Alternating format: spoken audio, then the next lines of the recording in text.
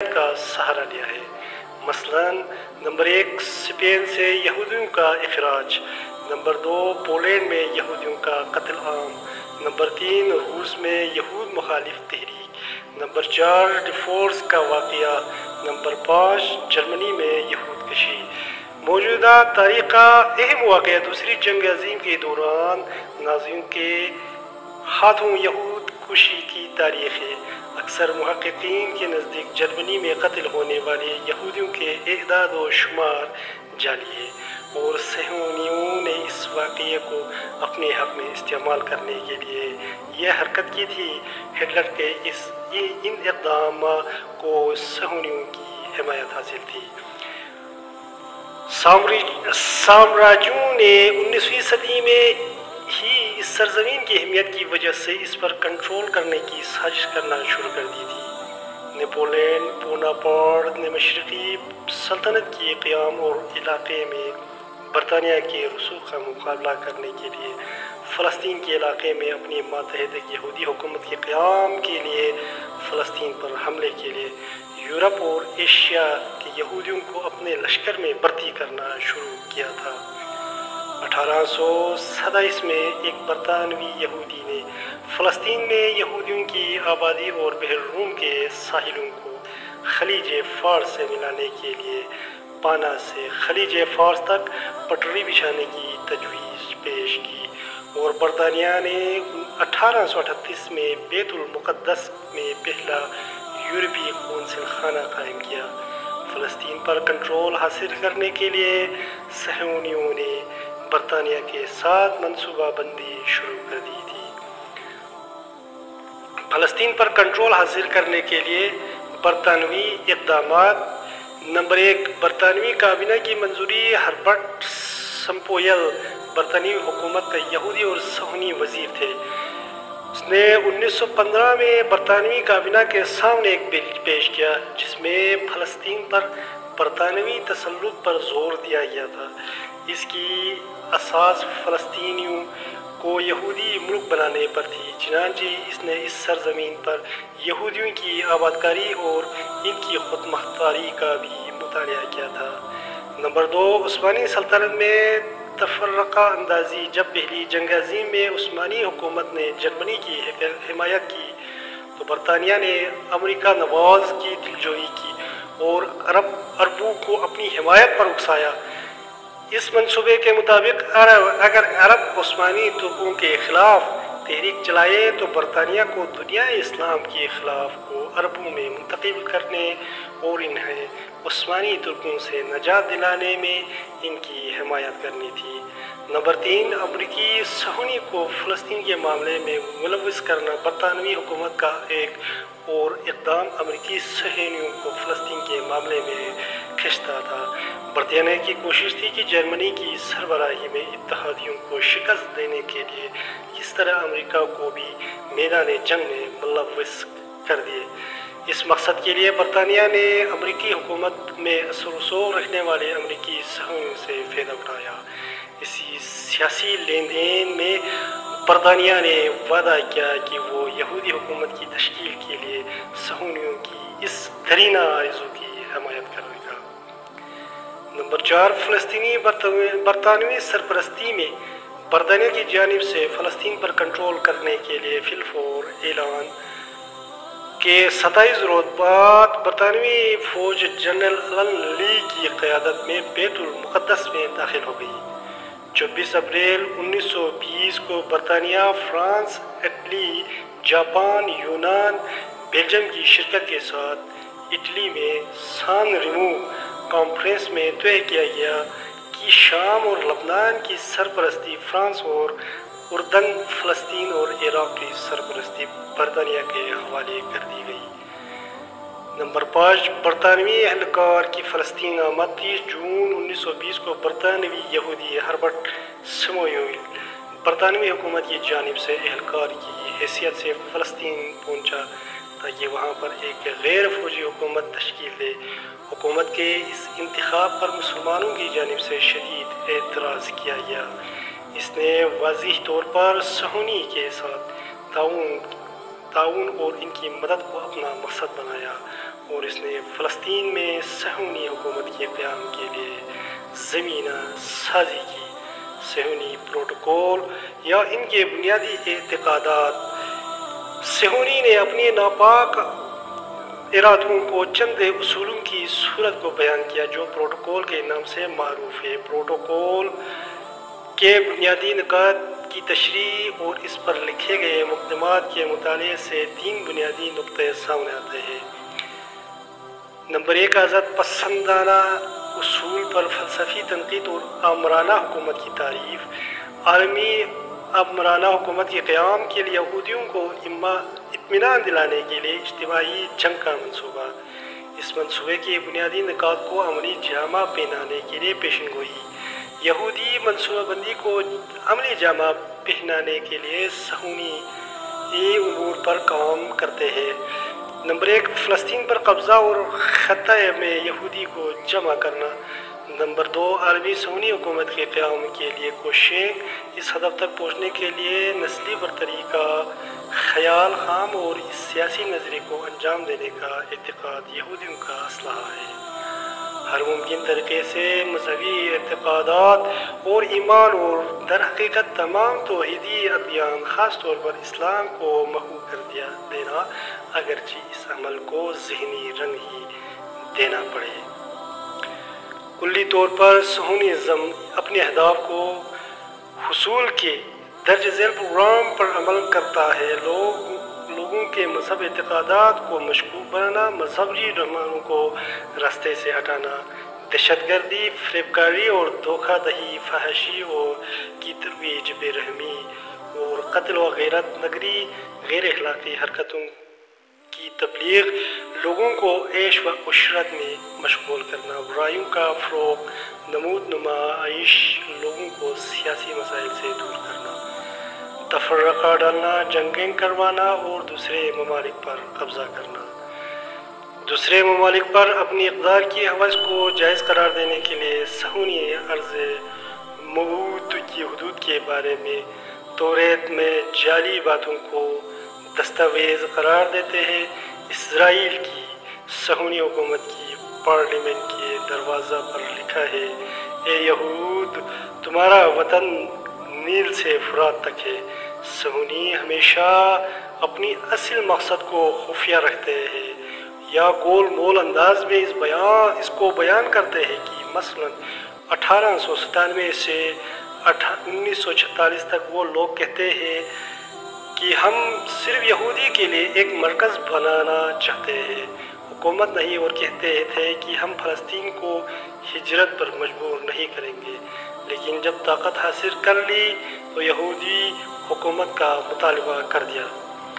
فلسطین سے برطانوی سرپرستی کا خاتمہ۔ برطانیہ نے تقریباً 30 سال کے ظالمانہ تسلط اور تمام اہم امور صہیونی کو سپرد کرنے کے بعد 1947 میں اعلان کر دیا کہ وہ 15 مئی 1948 تک اپنی فوجیں فلسطین سے واپس بلا لے۔ اسی لیے برطانیہ نے اقوام متحدہ سے اس مسئلے کو حل کرنے کا مطالبہ کر دیا۔ صہیونیوں نے اقوام متحدہ کی تقسیم فلسطین پر مبنی قرارداد اور برطانیہ کی فوج کی واپسی کے اعلان کے بعد ان زمینوں پر حملہ شروع کر دیا جو قرارداد کے مطابق عربوں کے حصے میں آئی تھی، تاکہ برطانیہ کے نکلنے سے پہلے موقع سے فائدہ اٹھاتے ہوئے اپنی آئندہ حکومت کی سرحدوں کو پھیلا سکے۔ یہ ناانصافی دیکھ کر عربوں نے اپنی جان اور وطن کا دفاع کرنے کی کوشش کی، لیکن چونکہ صہیونی پہلے سے تیار تھے اس لیے انہوں نے جلد ہی حالات پر قابو پا لیا۔ صہیونی حکومت کو تسلیم کرنا۔ صہیونی حکومت کے اعلان کے فوراً بعد امریکہ صدر ٹرومین نے اسے باضابطہ طور پر تسلیم کر کے اس کی حمایت کا اعلان کر دیا اور اس کے بعد فوجی اور اقتصادی امداد کا سیل رواں امریکہ سے اسرائیل کی جانب بہنے لگا۔ اس حکومت کو تسلیم کرنے والا تیسرا ملک روس تھا، جبکہ اس سے پہلے بھی اسٹالن اور صہیونیوں نے کافی مدد کی تھی۔ فلسطین پر قبضہ نہ صرف ایک اخلاقی جرم ہے اور کوئی حریت پسند اور آزاد فکر انسان کسی ملت کو اس کے وطن سے نکال دینے کی حمایت نہیں کر سکتا، بلکہ قانون اور بین الاقوامی اصولوں کے مطابق بھی یہ عمل قابل دفاع نہیں ہے۔ بین الاقوامی قوانین کے مطابق کسی سرزمین کی حصول کی راہیں معین اور مشخص ہے، بنابراین فلسطین پر قبضہ کرنے کے لیے صہیونی اقدامات اور دعوے کسی بھی بین الاقوامی قانون پر پورے نہیں اترتے اور اس حکومت کے تمام اقدامات غیر قانونی ہیں۔ امریکی پالیسی میں اسرائیل کی حمایت کی وجہ اسرائیل علاقے کی حریت پسندانہ تحریکوں کو کچلنے اور تفرقہ ڈالنے میں مفید ثابت ہو سکتا ہے۔ سرد جنگ کے دوران اس خطے میں امریکی فوجی چھاونی شمار ہوتا ہے، اسٹریٹجک معلومات حاصل کرنے کا مرکز ہے، امریکی اسلحے کی نمائش کے لیے مناسب جگہ اور امریکی فوج کے عسکری منصوبوں اور مختلف حالات میں ان کے انطباق کی صلاحیت کو پرکھنا، علاقے کے امن کو خطرے میں ڈال کر اسلحہ دور پیدا کرنا۔ صہیونی حکومت کے قیام سے پہلے فلسطینی جدوجہد کا انداز۔ اس دور میں فلسطینی جدوجہد کی بنیاد سیاست پر تھی اور جب اس طرح کے کسی نتیجے پر نہیں پہنچے تھے تو مصلحانہ یا دوسرے طریقے اختیار کرنے تھے۔ فلسطینیوں کا موقف اور ان کے مطالبات مختلف قومی کانفرنسوں کے ذریعے برطانوی حکومت تک پہنچے چکے تھے۔ 1919 سے 1939 تک 8 کانفرنسیں منعقد ہوئی۔ فلسطینیوں کا ایک اور اقدام یہ تھا کہ انہوں نے برطانوی حکومت سے مذاکرات کرنے، انہیں فلسطین کی حالت سے آگاہ کرنے اور اپنی قانونی حق کا مطالبہ کرنے کے لیے مختلف وفود کو برطانیہ بھیجا۔ یہ اقدام بھی مکمل طور پر بے نتیجہ رہا۔ فلسطینی عوام جدوجہد کا دوسرا حصہ منفی مزاحمتیں جدوجہد پر مشتمل ہے، جو کہ درج ذیل شکلوں میں ظاہر ہوئی: عام ہڑتالوں کے لیے کمیٹیوں کی تشکیل، جلسے اور جلوس پر سرپرستی کے قوانین کی مخالفت، مسلح جدوجہد۔ صہیونیوں کی حکومت کے قیام کے بعد فلسطین کی جدوجہد۔ برطانوی سرپرستی کے دوران میں آزادی کی تحریک مختلف وجوہات کی بنا پر ناکام رہے اور فلسطین کو صہیونی شر سے نجات نہ دلا سکے۔ 1948 میں اسرائیلی حکومت کے قیام کے بعد چند برسوں تک ملت فلسطین دہشتناک تنہائی، مایوس اور بے وطنی کا شکار رہی اور ایسا لگ رہا تھا کہ جیسے کہ یہ مسئلہ ہمیشہ کے لیے ختم ہو چکا ہے، یہاں تک کہ عرب مسلمان عوام کے شدید دباؤ کی وجہ سے عرب سربراہی کانفرنس نے ایک وکیل احمد السکھری، جو عرب کے درمیان فلسطین کا نمائندہ تھا، کو مأمور کیا کہ فلسطینی حکومت کی بنیاد ڈالتے اور اس ہدف کو حاصل کرنے کے لیے ایک تنظیم کی قیادت کے لیے اقدام کرے۔ سکھری نے عرب ممالک کے دورے کرنے کے بعد تحریک آزادی فلسطین کا دستور بنایا۔ یہ تحریک اپنی اصل مقصد یعنی فلسطین کی آزادی کے بجائے دوسرے مسائل میں مشغول ہو گئی، اسی لیے کوئی قابل ذکر کامیابی حاصل نہ کر سکی۔ جو جون 1967 کی جنگ میں عربوں کی شکست کے بعد یہ تنظیم مکمل طور پر ختم ہو گئی اور اس کے بعض ارکان فلسطینی تنظیم الفاتح کے پرچم تلے جمع ہو گئے، جسے 1965 میں یاسر عرفات اور بعض فلسطینی نوجوانوں نے تشکیل دیا تھا۔ 1967 سے 1970 کے درمیان تقریباً 50 فلسطینی تنظیمیں وجود میں آئیں، لیکن ان میں اکثر ارکان کی کمی اور وسائل کے فقدان کی وجہ سے یا تو بکھر کر رہ گئی یا بڑی تنظیموں میں ضم ہو گئی۔ مختصر یہ کہ یہ تنظیمیں مختلف وجوہات کی بنیاد پر کوئی کارکردگی نہ دکھا سکی اور در حقیقت فلسطینی مسلمانوں کی تحریک کی ایک وجہ یہی ناکامی اور سیاسی اور عسکری تنظیموں سے مایوسی تھی۔ مقبوضہ سرزمین پر فلسطینی مسلمانوں کا موجود قیام، جسے ہاتھ میں پتھر والے جوانوں کا قیام بھی کہا جا سکتا ہے، 8 ستمبر 1987 کو شروع ہوا، جس نے کئی لوگوں کو قربانیوں کے باوجود نصف صدی گزرنے کے بعد فلسطینیوں کو حملہ آور بنا دیا اور اسرائیل کو دفاعی پوزیشن میں اختیار کرنے پر مجبور کر دیا۔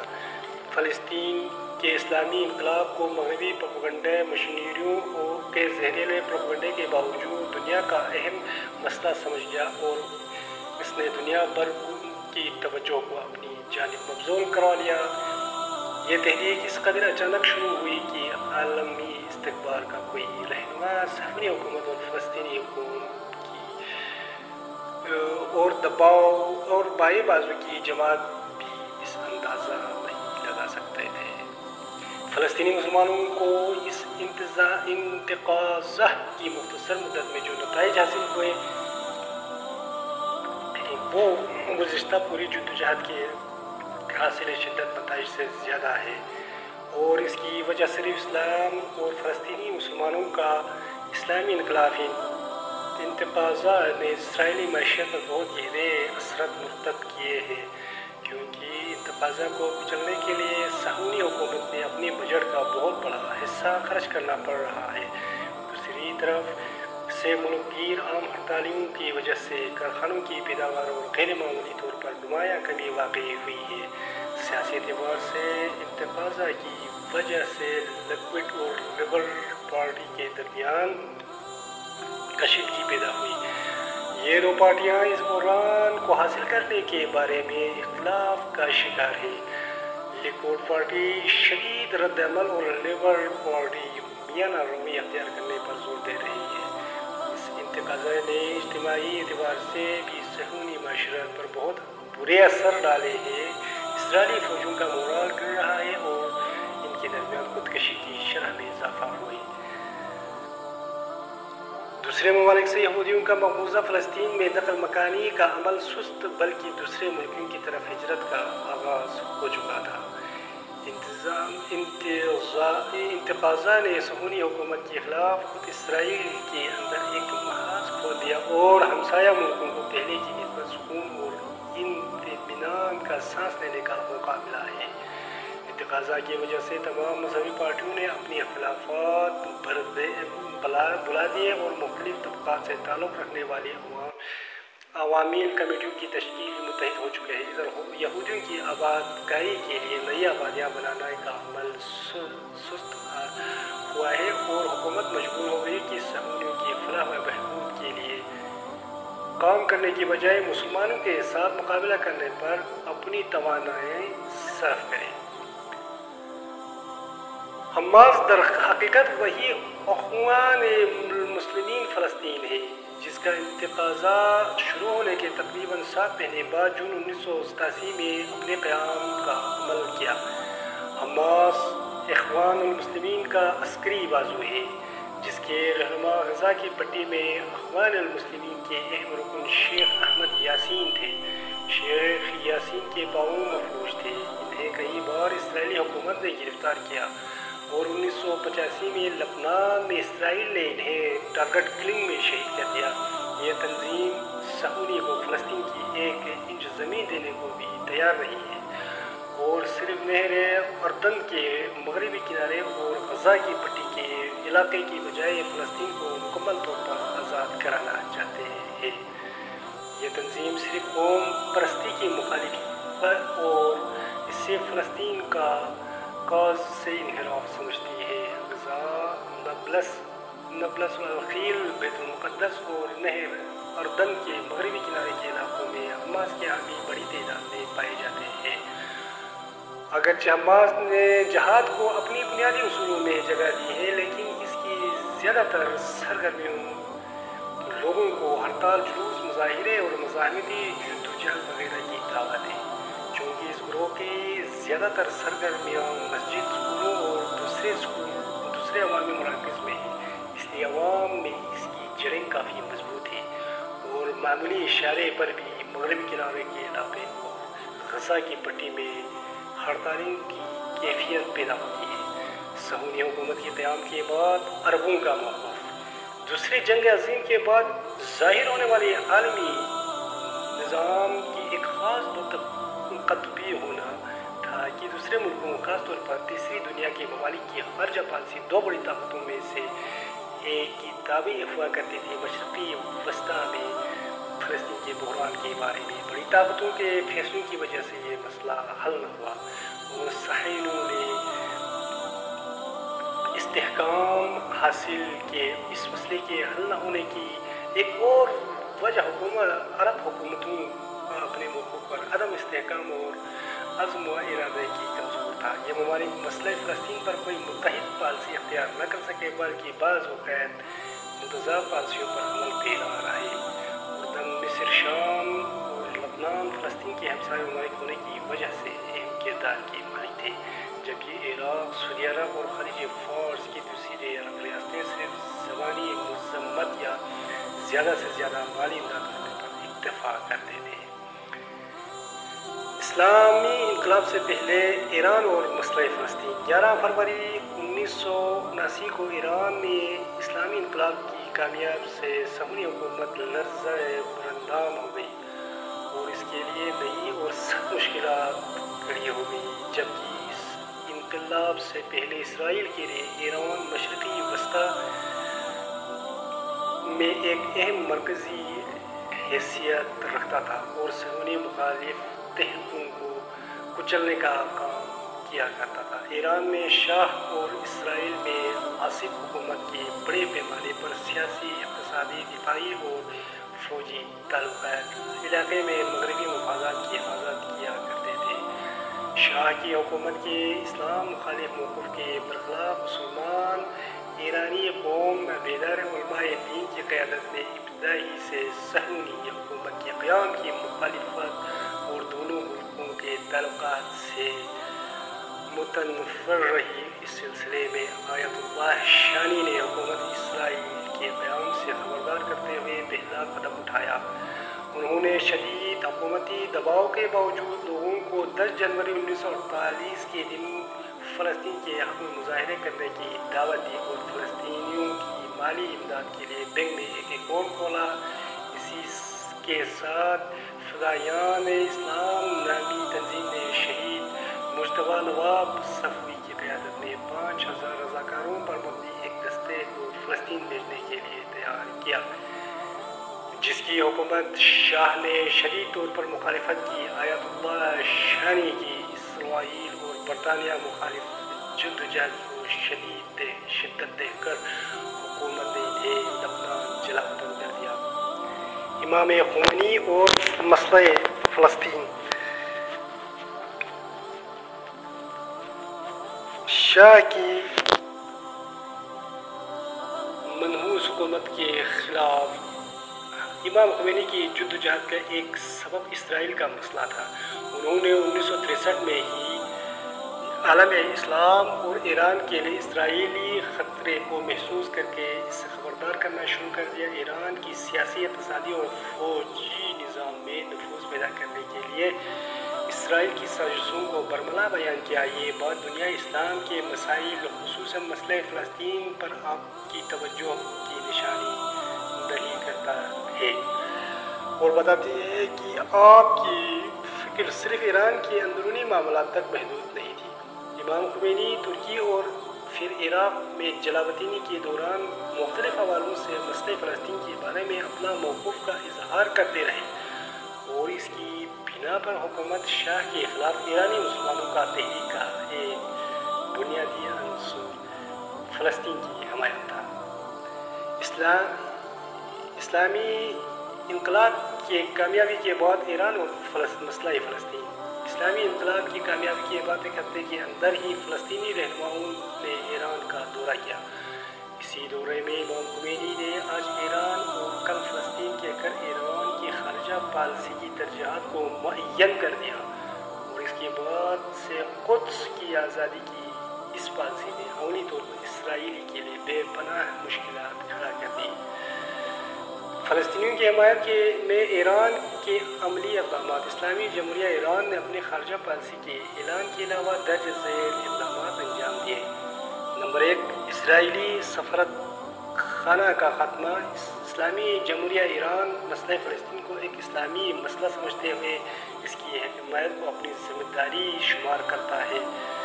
اس مسئلے پر پہلا قدم تہران میں صہیونی سفارت خانے کا خاتمہ کر کے اسے فلسطینی سفارت خانے میں تبدیل کرنا اور PLO کے نمائندے کو سفیر فلسطین کا لقب دینا تھا، کہ جیسے ایران کا پہلا اہم سیاسی اقدام کہا گیا۔